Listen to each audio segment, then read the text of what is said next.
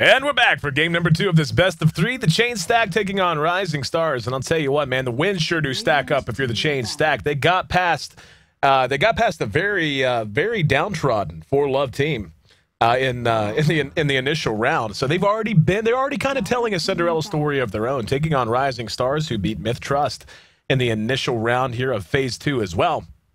And the Chain Stack, man, again, stacking them wins. They put together 2 wins to get past 4Love, and now looking to blank Rising Stars if they can put together another win. And not gonna lie, of all the teams I've watched so far, and this is not an exaggeration, we've seen some quality teams. Rattlesnake was impressive earlier today. MUFC, of course, taking their exit due to Rattlesnake. But aside from that, still a very good team. A lot of other talented teams in the field. But the Chain Stack in Game 1 honestly looked better at 2 things. Not going to say overall comprehensively they looked like the best team in the field, but they looked so much better in their communication, in their execution, and in their ability to synergize their heroes and make the abilities come off together in the right way.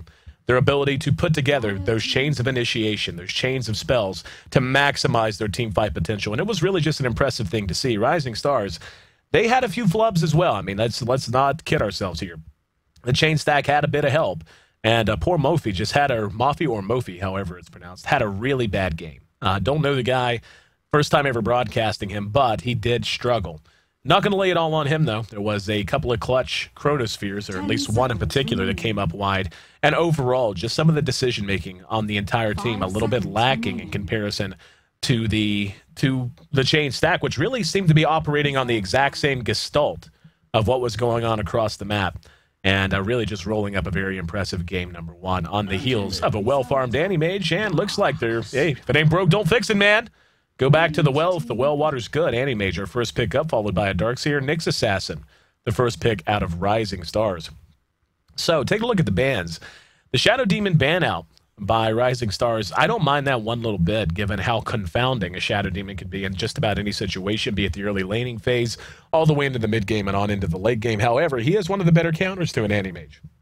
An Anti-Mage that, unless things unless the wheels come off the wagon super early on, an Anti-Mage is going to find his farm. I mean, even if he has a really bad start, if the game drags on past 35 minutes, Anti-Mage is going to get his items and be a force on the map. And Shadow Demon, with his ability to disrupt the Anti-Mage, get a couple of Anti-Mage illusions banging away on the man himself, can be a big way to counter that. But banning them out, they're not going to have that to draw upon. Banned out the Magnus as well. Said, you know what? We didn't like the way Game 1 felt with Magnus, and we're not going to give him away either. The Lifestealer as well as the Bad Rider banned out by the Chains Stack. So giving away the Nyx Assassin, not something you'll see most teams do when they're in the dire side position. Just, I mean, again, the 2 most typical bans you're going to see at this stage, without a doubt, are the Bad Rider and the Nyx Assassin, just because you can build teams around them very easily. And that's kind of the challenge. If you ask any professional player or anyone who plays competitive Dota or any similar game, to be honest, in a situation like this where it goes 1-2, where you get first pick but you only pick 1 hero, then the other team gets to pick 2 in response, it can be challenging to not just get a high value hero, but a hero that is worth that initial pick, knowing that the other team's going to be able to counter him. Nyx Assassin doesn't really have a hard counter, to be completely honest. He's a fantastic hero, knows how to start fights, knows how to pour on a lot of single-target DPS, and Carapace gives him a lot of leeway. Bad Rider, the exact same situation. He's very survivable. Once he gets a Blink Dagger to Force Staff up, he, by himself, can change the entire way a game flows. So, anyway, the Nyx Assassin going to be combined with the Keeper of the Light and the Queen of Pain, Rising Stars. Liking that Queen of Pain pick, can't say I minded too much. They're going to have a lot of magic damage once again. They're going to have 2 gigantic AoE magic spells, and I really love the Rubik pickup in response to that. Nyx Assassin does a little bit of mixed damage in terms of his single target DPS, but Rubik with his null field, just absolutely a great pickup in response to that, not to mention how strong he is in a tri-lane, be it defensively or offensively. And I've actually had this conversation, or touched on this a bit in one of my previous games whenever I saw this happen. Shadow Demon, as we already saw, how highly valued he was to be banned out first by Rising Stars. He and Rubik are very similar in a lot of regards, in that both of those heroes are more traditionally known as defensive heroes. They're heroes that make it very hard to engage confidently into a tower or into a squad that is together and ready to fight. Telekinesis and Disruption both serve essentially the same purpose, to take someone out of a fight just long enough to allow you to get superior positioning. And, I mean, yeah, you can talk about the other things that come off of them, but generally that's the idea. But they can also be played extremely aggressively. A Force Staff on either of them, a Blink Dagger on either of them. Usually you won't see a Blink Dagger on a Shadow Demon. I've seen it once before, but it is not common. Force Staff, though, is fairly common. And Rubik, I've seen Blink Daggers come out on, honestly, just about more often than not. And I love that approach to the hero because early on in the laning phase, you get the defensive capabilities you need, especially if you're running a carry like an Anti-Mage who needs to be protected, who needs to have a feeling of safety, no matter what you anticipate out of the enemy. And then once Rubik, even before the blink comes out, if let's say that Rising Stars utterly dodges the tri-lane of Chain Stack, which I think is very likely, given their pickups. Nyx Assassin and Keeper of the Light are great heroes in a tri-lane, but both of them usually want a defensive tri-lane. Basically a Keeper of the Light in a offensive tri-lane just is going to have trouble controlling the jungle the way he needs to in order to land his Illuminates without completely pushing the lane and without completely screwing his carry or the person who's going to be trying to farm. So I suspect what they're going to do is run that Clockwork that they just picked up in the off lane. And that's going to free up Rubik plus whatever other support they pick up to leave the Anti-Mage one-on-one. Anti-Mage will have no problem against a Clockwork. And then we'll get to see Rubik stretch his legs in a more aggressive way.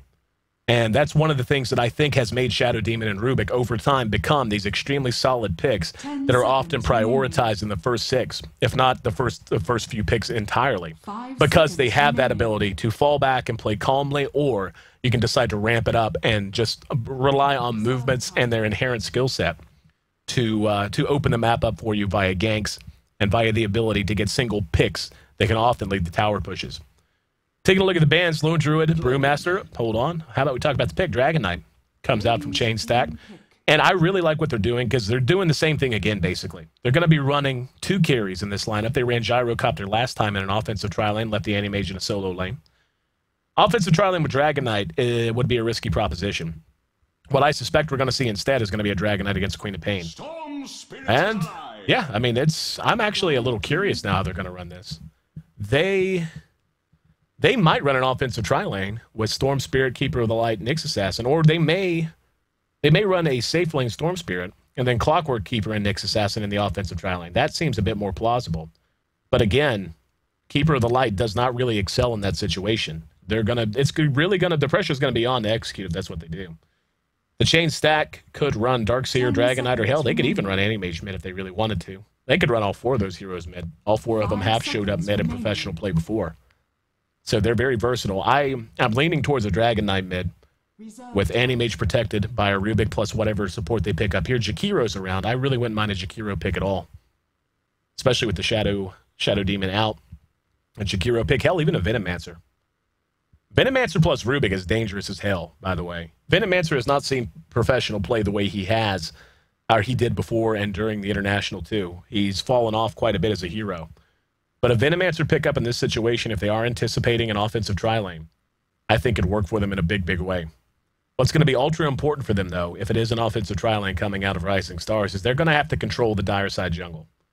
And it is a little bit easier, if you're a Keeper of the Light, to get into a position to land Illuminates through the trees and hit opponents under their own tier 1 whenever you are tri-laning into the dire side. It's just a little bit easier to execute, a little safer to execute as compared to the Radiant side.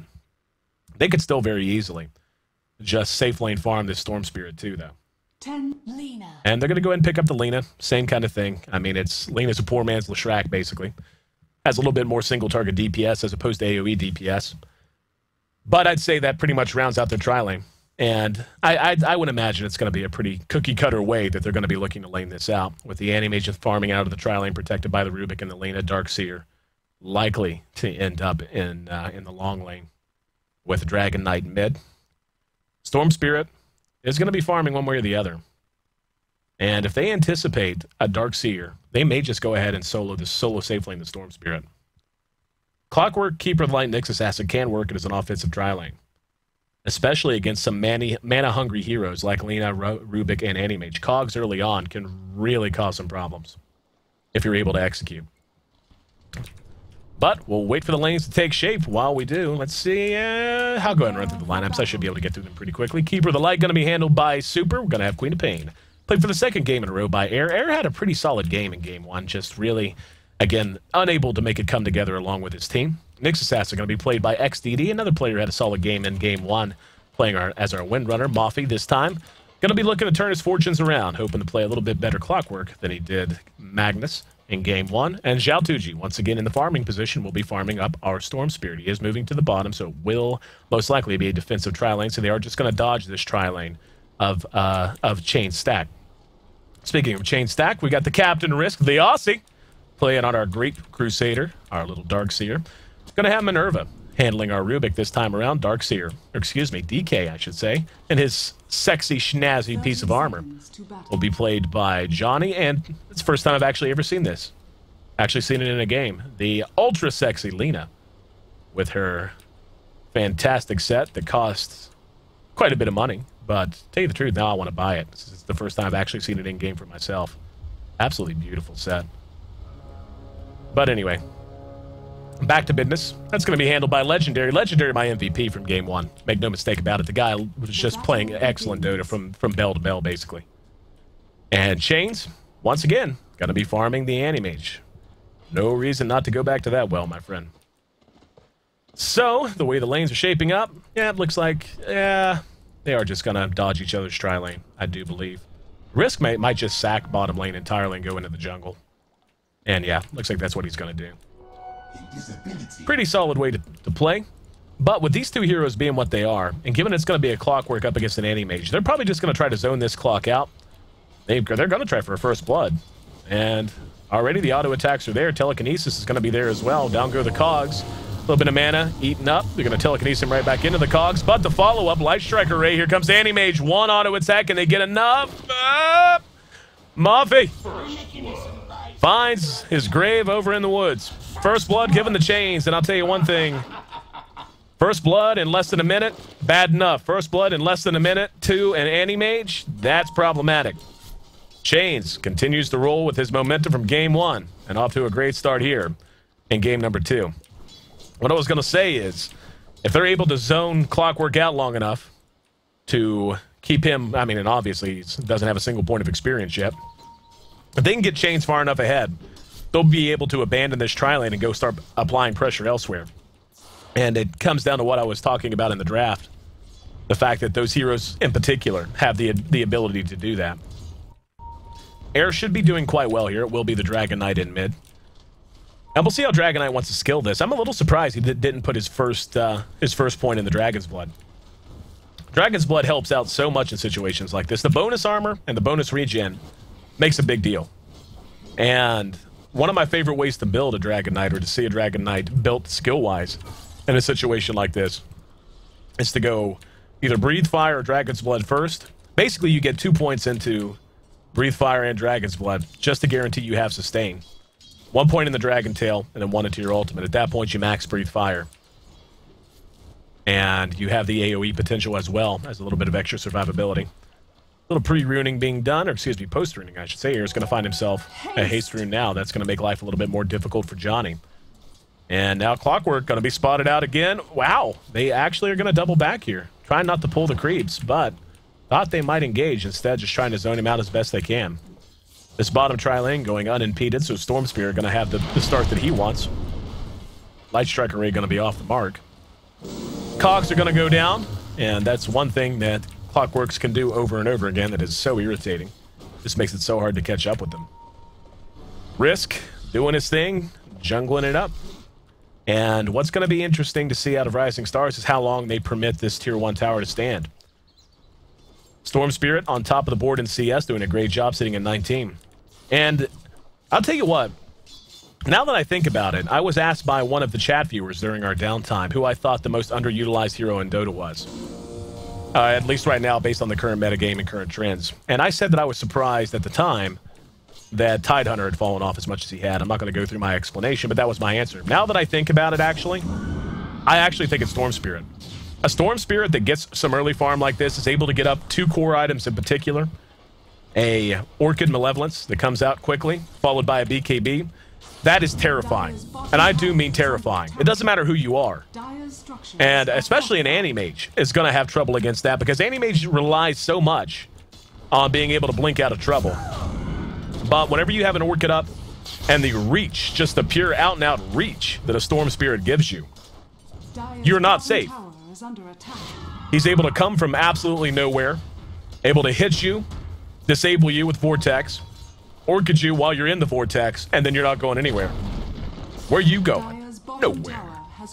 And that's a really good way to counter not just Anti-Mage, but just about any hero that is going to be relying on some escape mechanism like that. Phantom Lancer, you want to counter a Phantom Lancer? You want to keep Phantom Lancer off a farm? Draft a Storm Spirit and give him tri-lane. Or draft him against a hero that can't really hang with him in mid. Speaking of mid, we got two heroes here, and here we go. There. Oh, wow. Legendary. Actually made a big mistake there. That was big. Oh, wow. Poor Clockwork. Dies for the second time, and once again, Anti-Mage gets a kill. Anti-Mage not farming as well as Storm, but has 2 kills, and that more than makes up for it. Legendary, my Game 1 MVP, actually kind of screwed the pooch there. Auto-attack revealed himself, and there's no way that any professional Dota player or player as good as Air is going to fail to blink away and react to that in time. So, missed opportunity in mid, but they capitalized on another opportunity in bottom. And we'll keep an eye on exactly what direction our Storm Spirit wants to go in. But for now, the tri-lanes do remain intact. Both teams jungling up, finding their farm. One of the things that is so fun about Keeper of the Light and so miserable if you're on the other team is he will find his farm. Illuminate allows him to just do things in the jungle that no supports should be able to, as we can already see, not to mention the strength of Chakra.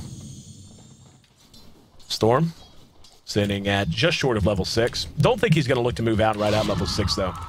Given the status quo, I think he would be quite happy to farm himself up a bit more. Get himself moving in a bit of a better direction.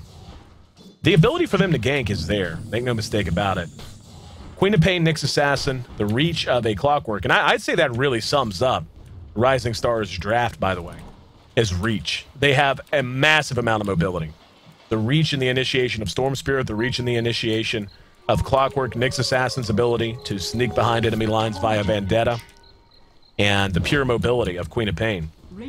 Not to mention Keeper of the Light. And one of the most underestimated aspects of Keeper of the Light, and this just comes from talking to so many professional players, is what of all the things that Keeper does well and that they feel might need to be changed to bring the hero back in line. And this is obviously not ubiquitous. This is not a shared opinion everywhere. But most North American, European players in particular will tell you that Chakra, really strong, Illuminate strong, whatever. His old Blinding Light is actually absurdly strong at all stages of the game. But it's his ability to teleport heroes back from the well and into a fight. If Keeper's ult basically allows you to buy an Aegis. And what I mean by that is, if Keeper's in the back of a fight, as he should be, and it's a team fight and you lose your carry, and that carry has buyback, he can buy back immediately and be teleported back to the fight immediately by Keeper of the Light. So in essence, for the cost of a carry's buyback, he's able to buy himself an Aegis and get back into any given fight so long as the Keeper is in a safe position. That is what most professional players really feel is overpowered, if anything, about Keeper of the Light in particular. So now we are beginning to see Chain Stack move around. I anticipated this. Obviously, Chains himself doing an excellent job. Not going to need too much more help. DK with some buddies behind him. And I'll tell you something that's kind of surprised me that I have not seen utilized hardly at all in a lot of these games is there's just been a lack of mid-pulling and mid-stacking in the Asia qualifier for the most part. Especially in comparison to the Western scene. That's something that is just done in every game, if at all possible. And just not being done for the most part here in the G1 League so far. If you're just tuning in, we're 8 minutes into Game 2 of this best of 3 between Chain Stack and Rising Stars. 2-0 the lead. Chain Stack giving both of those kills to Anti-Mage, who is off to a good start. But so is our Storm Spirit, once again. And he is going to be going right up for that Orchid Malevolence, has his first Oblivion Staff ready to roll. And really, Oblivion Staff, just the Oblivion Staff itself is a strong item to help Storm at this stage of the game. And Minerva, still under cover of smoke, Legendary, not so fortunate. That Tier 1 dropped quite some time ago, the only tower down. And both teams quite happy for the moment to just try to find edges where they can. Chains farming the jungle, while Mafi finally getting to play catch-up some. He's level 4 now. eating up a lot of experience, getting a little bit of gold in his pocket. Arc boots are done on Nyx Assassin. He's not quite 6 yet. I expect 6 will be the moment that they decide to maybe start moving around a bit more than they have. And now, chain stack. Moving up top. See 3 there. And they may well decide to go ahead and try to push this tier 1. Nyx Assassin Keeper. Hanging out, sharing mana like broskies. Lovers share toothbrushes, and broskies share mana. Still a very quiet game, other than poor Clockwork, who's been sent back to the well the hard way. Hold up. Johnny is going to be picked off in mid. Just saying it was a very quiet game. Finally, they're able to get themselves a kill. Clockwork, though, the return kill at top. And once again, that's a kill for Animage. That's a killing spree for him. This tier 1 going to be the target. Tier 1 mid going to be the return target for Rising Stars. Glyphs will be used. No glyph on the tier 1 yet. Our Nyx Assassin has made his way up. Now here comes another one. He's going to be under cover of Vendetta. Who's going to be the target? Chooses Animage, but the follow-up stuns.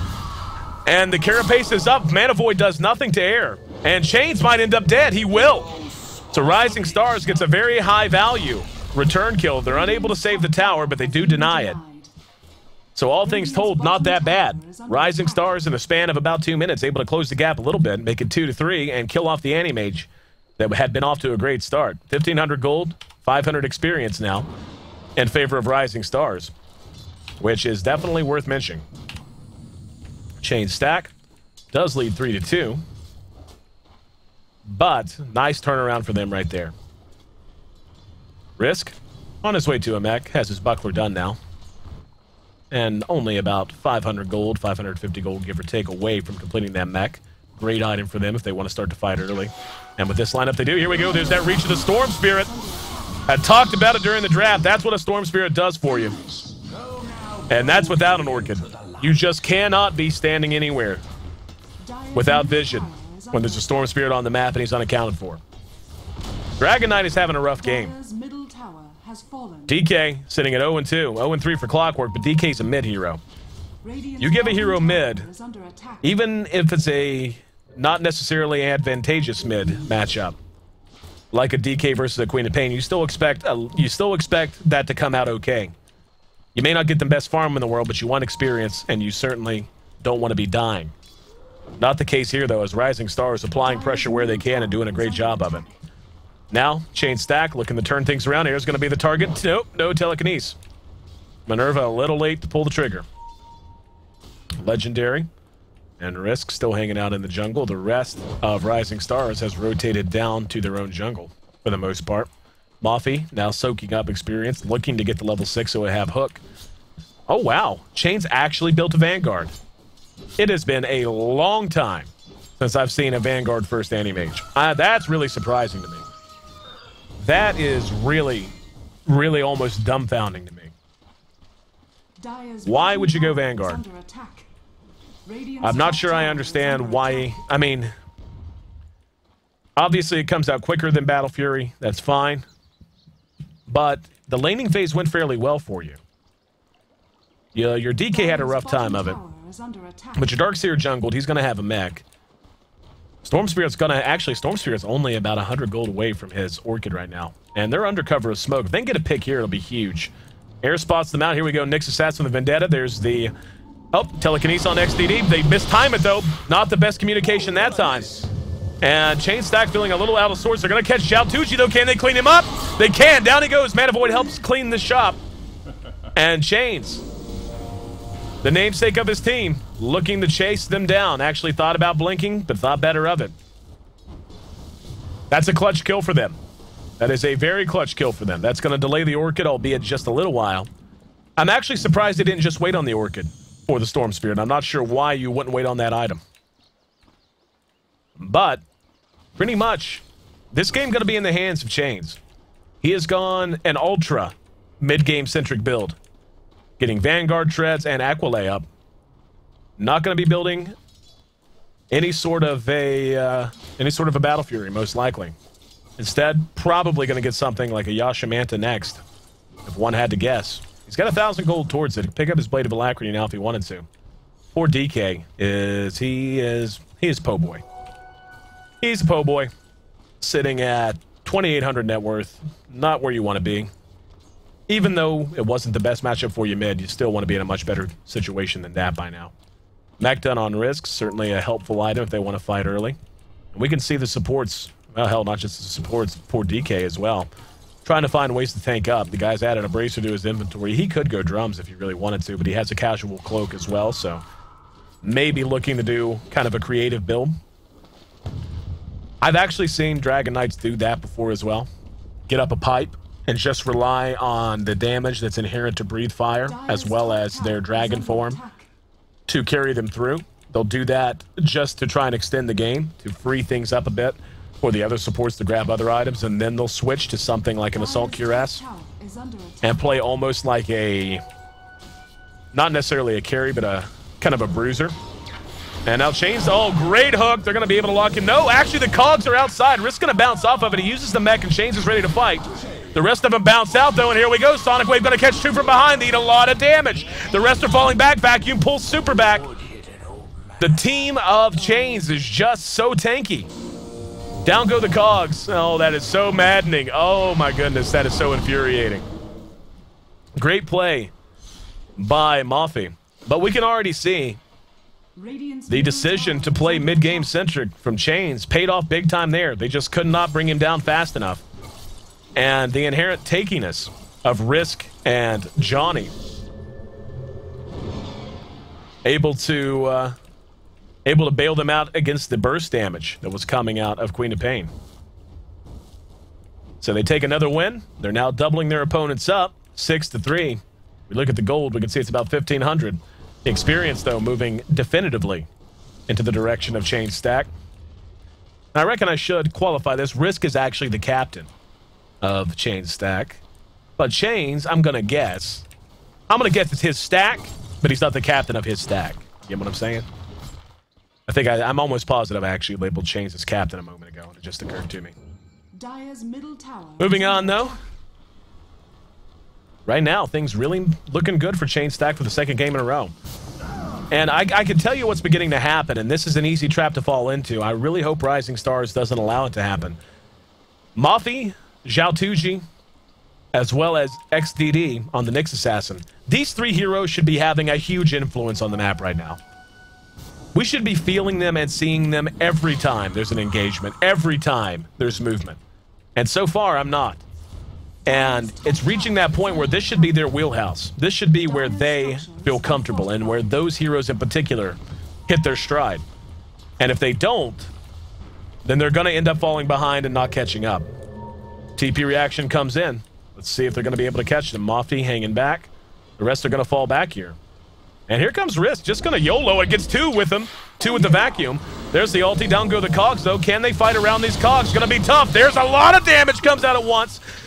But XDD able to interrupt things with the impel. Poor Mafi left behind. And that's a 3-for-0 trade. That was actually really ballsy for them to go through this narrow pass here, right where the cogs were, and try to fight that. That was really ballsy. And they made it work for them. But I think that's just a testament to how far ahead they actually are. And you know, it's been a long time since I've seen some mid-game anti-mages in the last 2 or 3 months, but I have not seen a Vanguard first anti-mage in a long time. And they're making it work. Now they might want to counter-engage. Chains up. Now they're going to catch Johnny. Johnny forced to run, and here comes Storm Spirit. Who's the target? Nobody's the target. Apparently he ran out of gas. Had plenty of mana. I'm not sure why he didn't grab someone. There's a hook that hit nothing. I'm going to guess that probably hit super.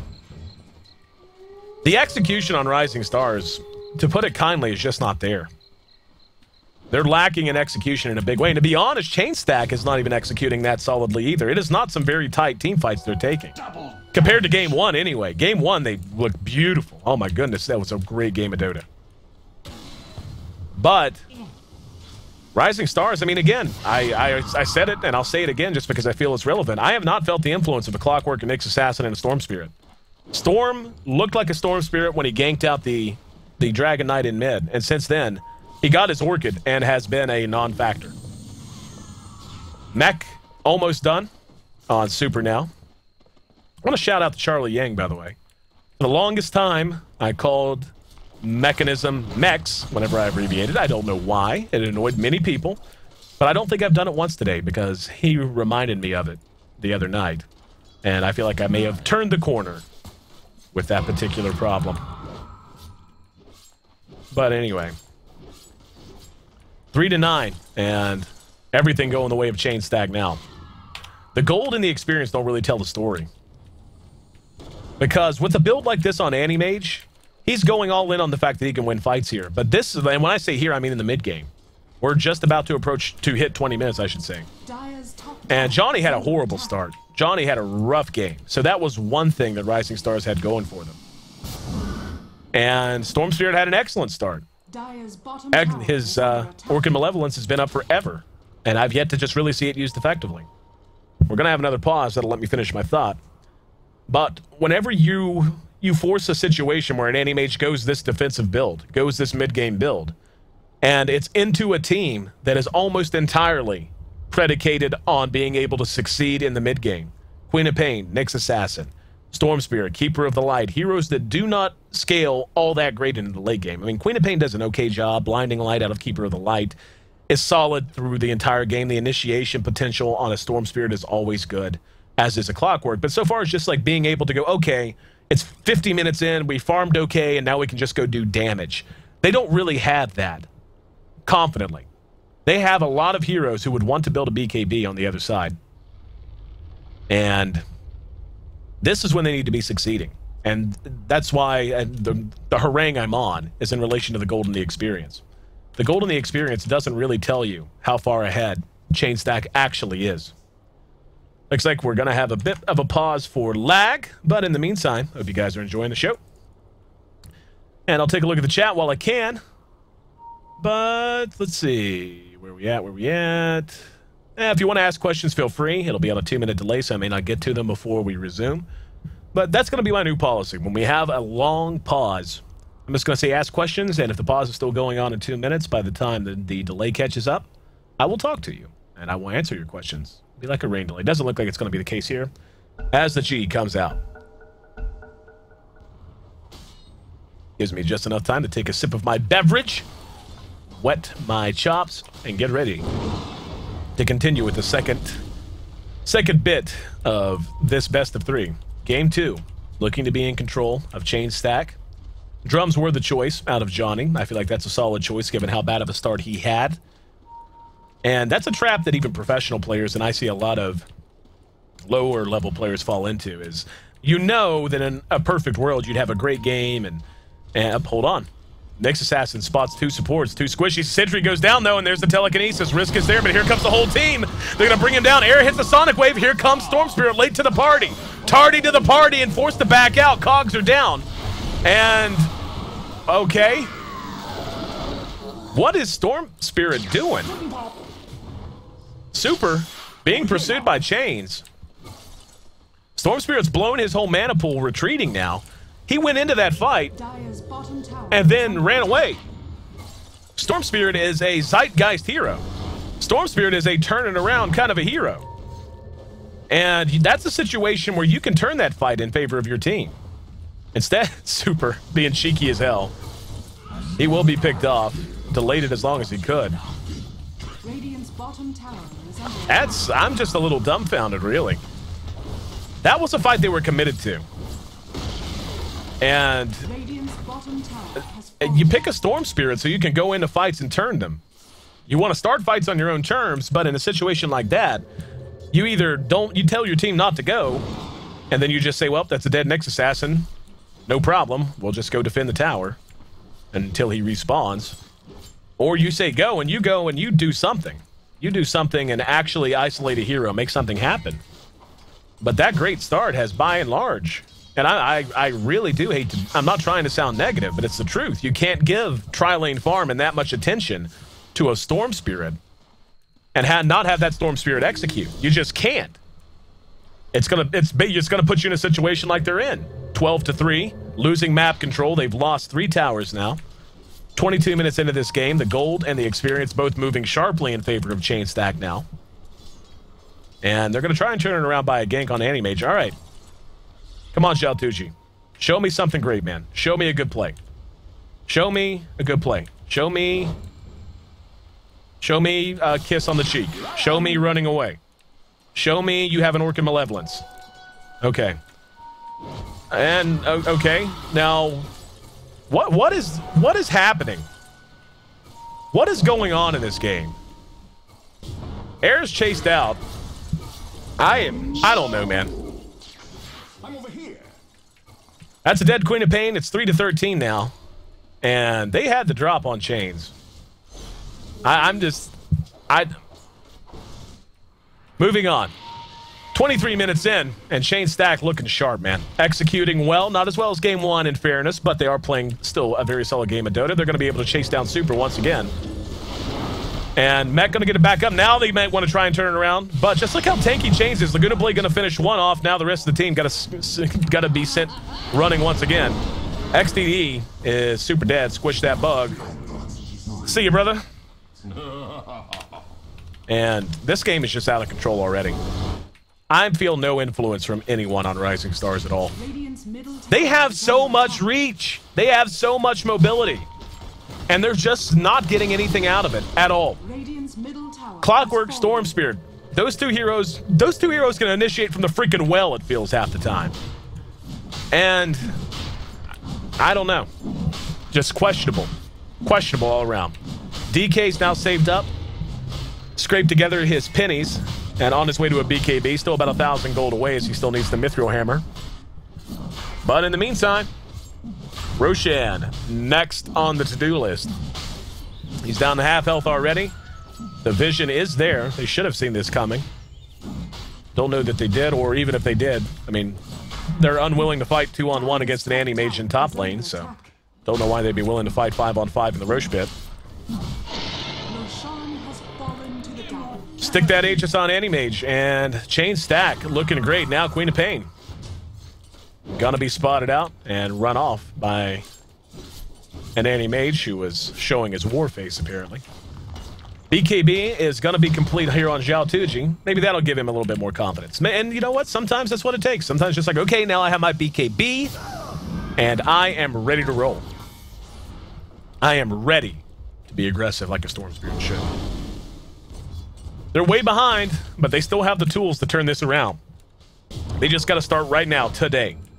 This minute, roughly this second. They need to start getting picks. They need to start reclaiming some map control. They've taken down 3 towers, so they're not in horrible shape in that regard. But they have such an aggressive team. A team that has so much aggressive potential. And should have no problem blowing up an anti-mage, to be honest. In most cases, that anti-mage, if he's focused properly and the skills are chained together properly, that should be a dead anti-mage if they commit themselves to it. The DK, though, is going to become a liability soon. He hasn't put a point into his second level of Elder Dragon form, but he is level 13, so 3 levels away from having his third level in his level 3 Elder Dragon form, and that's when DKs get scary.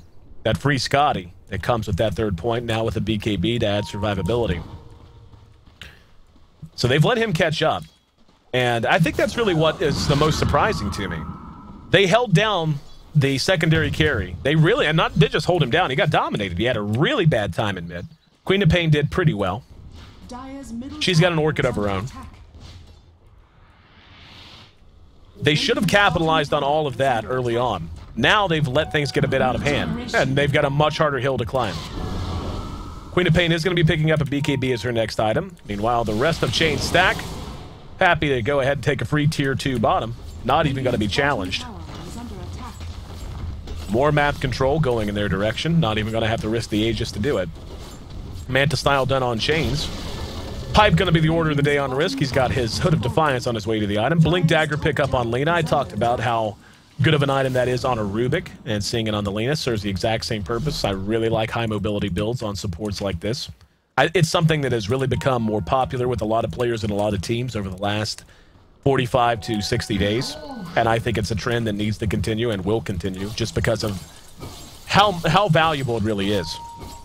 Having that extra bit of mobility, the ability to get on top of someone if you're a Lena, land a light strike array from a distance, blink up, here we go. The Orchid going to be used on risk, and finally, playing like a Storm Spirit. Here I am. Able to clean risk up. That's what I want to see. Well done, Zhao Tucci. Queen of Pain, or excuse me, that's a Nyx Assassin being pursued now by Chains. Does not have vision. Just going to go for him. Guess it was probably a misnomer to say. Not a misnomer, that's the incorrect word. It was a mistake. Call it what it is, AC. You flubbed it. Don't think he was pursuing the Nyx Assassin. He just happened to be casually moving towards farm in the general direction of the Nyx Assassin. Still has that Aegis, still has a little bit of time on it. Sitting at about another 3 minutes, and I would really be surprised if they didn't take a run at mid now. Really no reason not to. Love that effect on Lina. Absolutely love that effect. So cool. And here we go. The Illuminate will connect and put a stop to the push momentarily. Storm Spirit continues to farm at top. He's got 1,300 gold. He's got a BKB, and he's going to be looking to really get the most out of his items this time around. He's keeping pace fairly admirably with the Animage. Now, granted, Animage doesn't have a Battle Fury, and it's just going to take a few cheap shots at the Keeper of the Light. But just look how tanky he is, just shrugging off tower shots like it's nothing. Storm Spirit's nowhere near this fight, and it's not going to be TPing home. And they're just going to give up a free tier 2.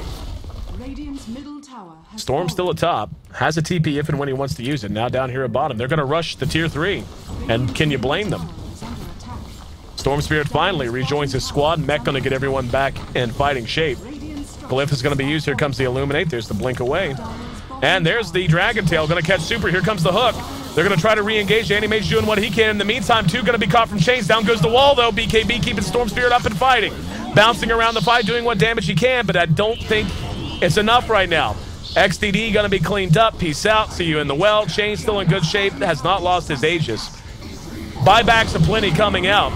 And we're going to see DK finally drop, but Animage is not done. It's a double kill for Johnny in the meantime. Nyx Assassin back up off the buyback. And just so hard to kill Chains right now. He's still got an Aegis and should still have that Aegis momentarily, even after that wears off. Did he go back in? Yeah, he did. That's ballsy, Animage. He's got a Mana Void if he wants to spend it. He could do a lot of damage to Storm Spirit if he used it right now. Now Mafi brought back in the vacuum to the other side of the cogs. Great play from Risk, and here comes Animage. Another Impale. Buys enough time for them to get away. But that was a very costly fight for them. Cost them a lot of buybacks. 2, if I'm not mistaken. And Animage, able to survive with the Aegis intact. Not going to have a lot of time on it. Actually, yeah, should have just faded, actually. Yep. No, he still has it. Huh. Should be fading then.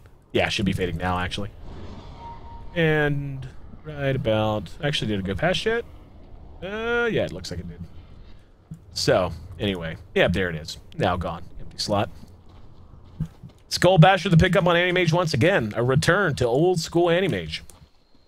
With this purely mid-game centric build. Who needs a Battle Fury when you can go Vanguard first? Mafi on his way to a pike.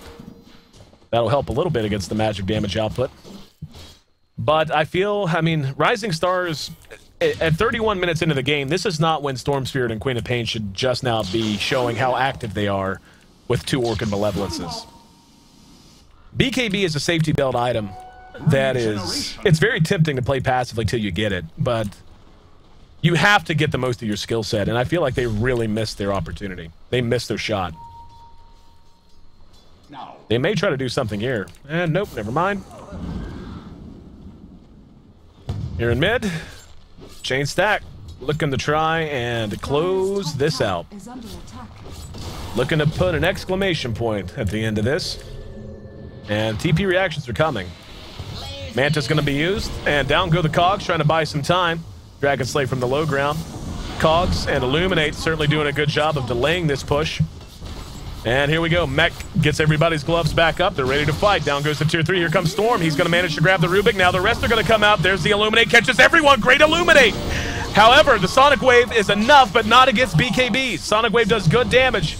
But the 2 still standing are the 2 they can't afford. Laguna Blade goes off. Mafi now in trouble, being pursued out. Light Striker Ray connects. Legendary there to help clean things up along with the 2 carries. DK who had such a hard early game, has actually caught back up rather admirably. BKB, armlet, drums in his inventory along with some treads. There goes a set of racks. And this is probably the end. They may extend this out, but really, with one set of racks down, I don't know that they have the potential to bounce back here. And Xiao Tuji runs out of gas, or damn near. Came out on him, but not a whole lot else to say or do. And poor Xiao Tuji just had a rough game, man. Has not been his series. First time casting him, I'm sure he's a talented player, but twice on two very high-value heroes, he has just not been able to execute, and it has really, really hurt his team. And the desperation smoke, don't blame you, brothers. They're going to take off, start heading out. Looking for some glimmer of hope. Roche going to be back up in about 75 seconds, give or take. And in the meantime, hoping they may open a window for them to take it if they can get a pick here. Buyback status, only 2. Able to buy back the Storm and the Anti-Mage both. Arguably the 2 most important heroes for either team. Dropping a ward, they may just smoke right into Roche. Now less than 60 seconds. Yep, they're going to go ahead and drop a ward, counter ward. No wards to be counter warded. And smoke as well, out of Chain stack. Chains leading the charge here. Rising Stars is split up. And that's going to be enough to force out 2G and Super both out. Illuminate lets them know, hey, we're here. Don't worry about it, bruh. Roche is coming back up in mere seconds. And actually, he could have man avoided there and knocked him out of that. A little slow to pull the trigger. And Roshan just about ready to pop back up. Hello, brother. And right on time. Chains and his squad, his stack, if you will, in great position. The gold has actually been reduced, as has the experience. And Storm is keeping pace fairly well. The fact that DK is actually in position, in range of Queen of Pain, is pretty impressive, to be honest. I think that's the most impressive story of the game, is DK's bounce back. There's the BKB. He's going to go right in. Did he get it? Did he get it? He did! He stole it! Xiao Tuji making up for a lot of mistakes with a good play there. Now he's going to be pursued out, though, forced to run away. In the meantime, the fight rages back behind him. And he's still being pursued along with the Nyx Assassin. Chain's able to clean that up. So a cheeky play, and Xiao Tuji swipes the Aegis out from under Chain's stack. And they're angry. It's like an 80s movie where the good guy steals something from the bad guys, and the bad guys jump on their huffies and chase him down. Chain stack, shaking their fists and stomping upon their hats, ready to take a run at the tier 3 bottom. Nyx is still down. Queen of Pain spent buyback. Tier 3 down to half health. Still no level 3 dragon form. And that's actually just a flat out mistake from Johnny. No reason. He's 16. He should have spent his points better. That is literally just a mistake. Should have had his second point in at 15 and his third at 16. And looks like they do want to pull back here. Chains continues to try to add to his inventory, probably looking to turn that into an Abyssal, and he's not far from picking up a relic now. Looks like it's going to be an Assault Cuirass coming out on the DK. Lena has actually added a set of drums to her own inventory. Like that pickup a lot. Gives them a couple of extra drum charges whenever they decide to start chopping wood on the tier 3 as well as on the racks. But aside from that, tanks her up, helps her a bit out with mana, and here we go. Johnny going to be Scythe Device, and the follow-up, and here comes the Anti-Mage ready to turn it around. We're going to see Johnny drop. But can they get the return kills? They came in kind of half-assed there, and Legendary going to pay the price for it. In the meantime, Anti-Mage just going to town, him and Risk. Mafi locked in place, and now Minerva caught out with an Impale, but there's the Mana Void pops the Aegis. Chains is surged. Oh, wow, so much damage already. And you better run quick. Nope, Anti-Mage siphoning the gas out of his go motor. Yes, I just said go motor. Because that's what motors do, they go. See? He thought it was funny. That's right, Anti-Mage giving me the respect laugh. Oh, I love casting the G1 because right about now is when I start to get loopy. Here we go, pushing up to the tier 3.